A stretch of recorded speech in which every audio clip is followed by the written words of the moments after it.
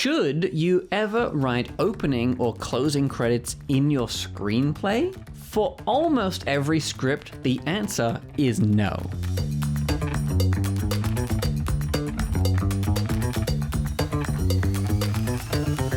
Opening and closing credits are handled in post-production. They are created by the editor or the producer and not the writer. Your job is to tell the story and not decide how or where the names appear. There might be some exceptions though, like if the credit sequence is actually part of the storytelling, like a stylized or animated opening where characters interact with the titles. Then you can describe it briefly in your script. For example, animated letters bounce across the screen as the cast is introduced. A cartoon version of the main character kicks one of the names out of the frame. That kind of opening, like one in The Rat Race or maybe one of the older James Bond movies maybe, is a creative sequence that affects the tone and the pacing and the visual style. So maybe it's fine for you to include it then. You are not listing the actual names, you are just describing the type of sequence so that the reader can understand how it fits into the story's presentation. For a normal film though, you don't need to write opening credits or roll credits at all. If the credits